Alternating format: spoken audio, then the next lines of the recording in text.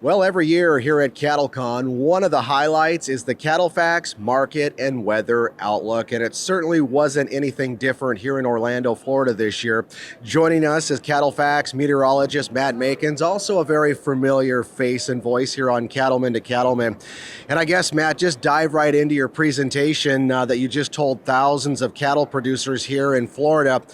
Some of your highlights, or maybe not so much some of your highlights. If anybody that's been watching C2C knows that I've kind of alluded to this fact that El Nino is kind of did its thing and it's on the way out. So we're opening the door now to La Nina coming in, and she's not just going to visit, she's going to come racing in like Cosmo Kramer on Seinfeld always did, and be with us for, by summer through fall, next winter, and potentially even longer. So, joking and kidding aside, the issue with La Nina hits the industry hard with drought.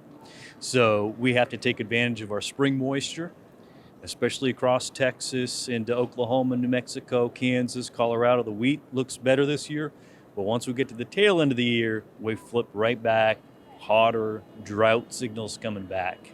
That's what I was just going to follow up. I'm from Montana. I don't think that's any secret to this audience. And just a few weeks ago, it was 40, 50, 60 below up there. However, as we're doing this interview in places like Montana, it's actually in the 50s and 60s right now. What does the temperature outlook, both short and long-term look according to your weather models? Right, a lot of calves are starting to drop, so we got to worry about cold, obviously, and wet too. For the southern plains, when we have El Nino, which we still are in, so don't get me wrong, for the spring we're still El Nino, and you see southern plains, you increase your risks from cold, you increase your risks from snow at the same time. Toward the mid to late February, we do have a cold signal, but I use quotations this time because it's not like the January one. That was a stronger setup, if you will. So yeah, there's going to be some colder hits in February, early March, but to say today that anything compares to January, it's just not there. But we still have that risk, and it continues again until we get to about March or so, and then we'll see everything start to moderate. But this is going to be a combination of not necessarily from Montana, a moisture and cold situation. It'd just primarily be cold. It would be, say, from Colorado, Kansas, Missouri, and south. That's where you're going to get the wet and cold combo, potentially.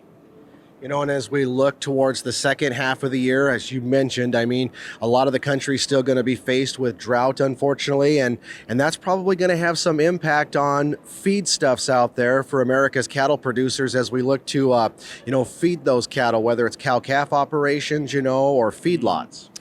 I think we'll start this year off way better. Hay's going to be better. Forages should be better all the way through May and June. It's going to be the fall, winter, and next spring 2025 already talking about.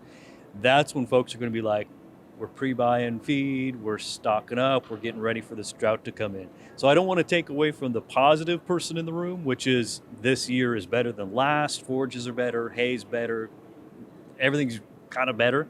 I shouldn't say everything, but by and large, the industry's better.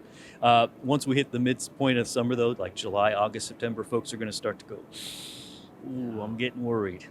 Well, there's a lot of things we can control, and there's certainly things we can't control. And as Matt knows better than anybody, weather is certainly one of those that we can't control. We can only just try to deal with. But anyways, one thing that we do have going for us is the markets. And certainly the markets are a lot higher and continue to be higher just because of the sheer number of cattle out there in the countryside. Again, for more weather and market analysis from our friends at CattleFax, you can always jump online and visit them at cattlefax.com.